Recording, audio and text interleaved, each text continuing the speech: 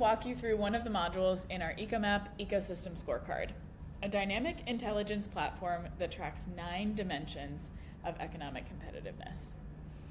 It's built for state economic development directors, state and city chamber executives, and other leaders who need to move beyond static reports and make data-driven decisions that strengthen their state's economic position. The problem it solves is one most of you are living every day. Your team is spending hours pulling data from disconnected sources, handing off spreadsheets that someone else then has to turn into something a lawmaker, a member, or a journalist can actually act on.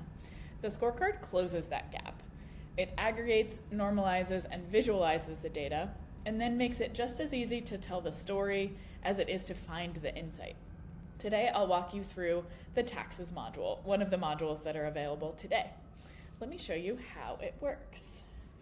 This module is all about understanding the tax environment for both people and businesses, and how attractive a state is depending on where someone wants to live or where they want to set up shop. Tax rates are one of the biggest factors that influence those decisions, and this module puts that in a clear, comparable context. At its core, this module is built around 2 key data points: effective tax rate, which is taxes paid over gross income, and tax burden, the inverse of that, which is your post-tax income over your gross income. Together, those 2 measures give you a realistic picture of what people and businesses actually experience, not just what the nominal rate says on paper. The summary tab is the same structure as the other modules. It pulls the most recent available data for your primary geography, in this case Delaware, and gives you a snapshot of where your state stands across the 3 submodules. Business taxes. The first submodule looks at the tax environment specifically for businesses. We show tax revenue per establishment, how much the government is collecting from each business in a given state.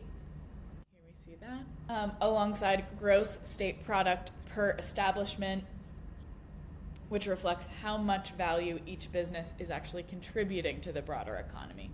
Together, those 2 numbers tell you something meaningful about the relationship between what businesses produce and what they're paying in taxes. We also show the effective rate of business and corporate income tax.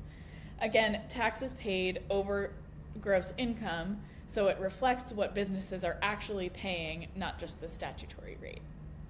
And there's a measure of pass-through income. Pass-through businesses, S-corps, partnerships, and LLCs are essentially solo operators or small business owners whose income flows through them personally. This indicator tells you how much of a state's economy is driven by individual business owners and self-employed people, which is really useful for context for economic development work. The next submodule is the individual tax climate. The second submodule mirrors the business view, but for individuals. Effective rate of personal income tax burden, and tax revenue collected per resident. One chart I want to highlight here is the distribution of tax filings across income levels.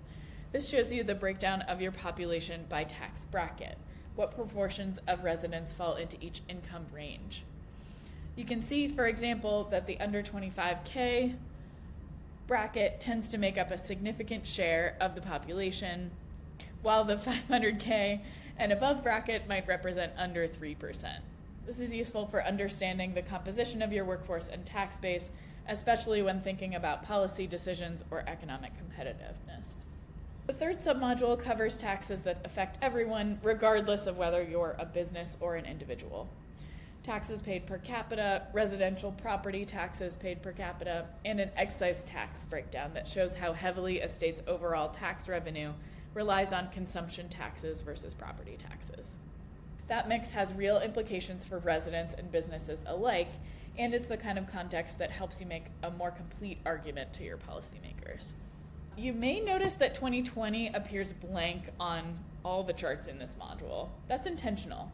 The underlying federal data for that year is not available from the source, and we don't know whether it will be released. Rather than extrapolate or display a misleading trend, we show that gap honestly. Everything that works in the other submodules works here too. Filters apply across the entire submodule. The Generate AI Insights button produces a plain language summary based on your configured selections, and any chart can be shared or embedded directly into your website, a report, or blog post, with your filters visible so your audience knows exactly how the data was configured. So that's a look at the taxes module. Modules are available a la carte in bundles, so organizations can start with what's most relevant and expand from there.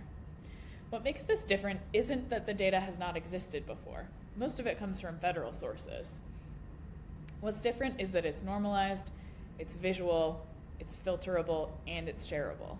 You're not handing someone a spreadsheet or a static PDF, you're giving them a live embeddable chart that tells a specific story to a specific audience. This is a communications tool as much as it is a research tool. The goal is to get you from data to published narrative in minutes, whether that's a legislative briefing, an annual report, a member spotlight, or a press release. No exports, no reformatting, no lag between the insight and the story. If you want to go deeper on any of the modules or talk through how this would fit your specific use case, reach out to us at ecomap.tech.